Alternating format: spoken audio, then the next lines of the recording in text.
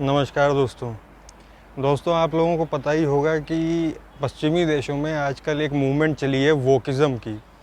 बच्चे वोक होते जा रहे हैं। वोक मतलब बहुत ज़्यादा अगर अगल बगल की चीज़ों को लेकर के जागरूक कैसे हैं कि अगर कहीं ह्यूमन राइट्स की बात चल रही है तो उसमें वो मतलब आगे की पंक्ति में एकदम झंडा बुलंद करके आगे आते हैं। लेकिन कैसे ह्यूमन राइट्स?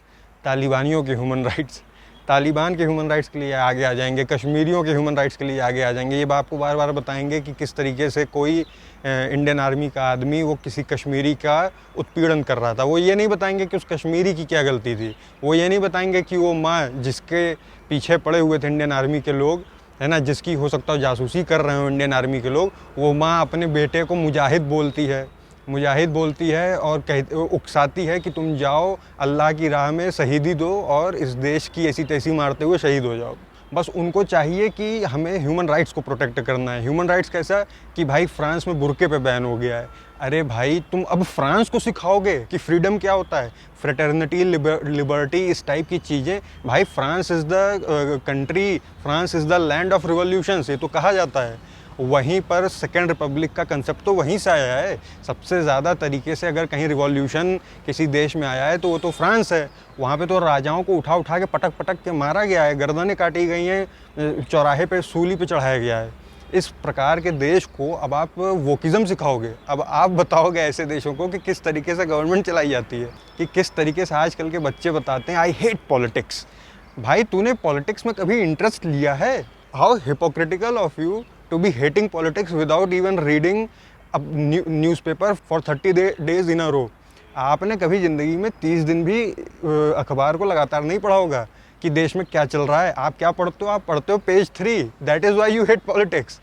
पेज 3 पढ़ते हैं करीना के लौंडे का क्या नाम रखा गया, और आमिर खान ने अपनी तीसरी शादी में तलाक देने के बाद, दूसरी शादी में तलाक देने के बाद तीसरी कौन सी लड़की पकड़ी, अरबाज खान ने किसके साथ चक्कर चल रहा है, सलमान खान की शादी कब होगी, ये पढ़ते हो आप होरोस्कोप देखते हो कि मैं लियो हूँ, am I compatible with Scorpio. तो ये सब आप पढ़ते हो तो आपको पॉलिटिक्स में कहाँ से इंटरेस्ट आएगा?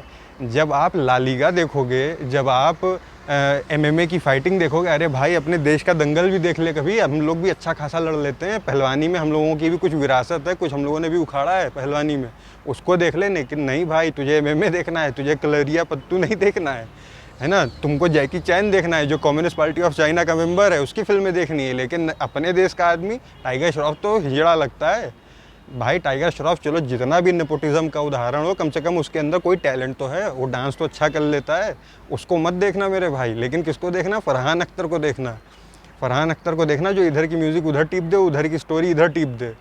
तो इस टाइप के लड़के बच्चे आजकल पैदा हो रहे हैं जिनको कोई मतलब नहीं है कि उनके माँ बाप किस पृष्ठभूमि से आए हैं। उनको लगता है कि भाई वो शहर में आके सेटल हो गए हैं, वो शहर में आकर के मल्टी MNC कंपनियों के लिए वो काम कर रहे हैं, तो गांव का आदमी बैल है जो वो किसी पार्टी का झंडा लेकर के घूम रहा है। उनके लिए वो आदमी ब्रेन वॉश्ड है, वो बच्चा ब्रेन वॉश्ड है। आपको मैं गारंटी के साथ एक बात बता दूं, मेरा हर महीने में एक आध बार गाँव जाना होता है, और गाँव का बच्चा शहर के बच्चे से बस अंग्रेजी नहीं जानता है, बाकी स्मार्ट ज़्यादा ही है, कम नहीं स्मार्ट है। उसको गवर्नमेंट की एक एक स्कीम पता होती है, उसको गवर्नमेंट का एक एक स्टेप पता होता है, एक एक उसको डेवलपमेंटल स्कीम्स पता होती हैं। शहर का इंसान जाकर के दारू पीता है, केवल दारू पीता है, MNC में काम करता है, एक बुलेट खरीद लेगा, नहीं तो कोई थंडरबर्ड खरीद लेगा, उसी पे बैठ करके लेह मनाली कुल्लू यहीं घूमा करेगा। इसके आगे उसकी ज़िंदगी बढ़ ही नहीं पाती है। MBA कर लेगा, देश दुनिया से उसको मतलब नहीं है मेरे भाई। He is so cool to give a damn about the country.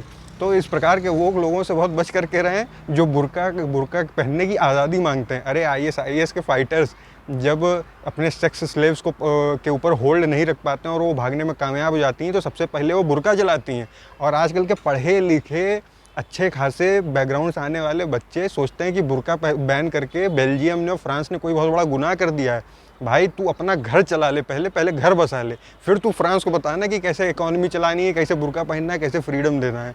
तो इस प्रकार के लोगों को भाई काउंटर करने का और इनको अशेम करने का, इनको मतलब इनकी दिमाग के गू को और इनकी हिपोक्रेसी को एक्सपोज करने की बहुत ज़रूरत है। इन जैसे लोगों को लगता है कि अरविंद केजरीवाल कोई बहुत बड़ा रिवॉल्यूशनरी है। अरे अरविंद केजरीवाल और लालू प्रसाद यादव में सिर्फ 2 चीज़ का फ़र्क है। एक, अरविंद केजरीवाल पढ़ा लिखा ज़्यादा है, और दूसरा अभी तक जेल नहीं गया है। लेकिन अरविंद केजरीवाल के काम और लालू प्रसाद के कर्म दोनों एक बराबर हैं। दोनों ही नक्सली हैं, दोनों ही अर्बन नक्सली हैं। एक तो खुल के नक्सली था थोड़ा बहुत, और एक छुपा हुआ नक्सली है। इसकी पूरी फंडिंग खालिस्तानी टाइप के लोगों से आती हो। आपने देखा अभी मारा गया वो दानिश सिद्दीकी नाम का लड़का, सब गोली पे लानते भेज रहे हैं। अबे गोली अपने आप थोड़ी चल गई।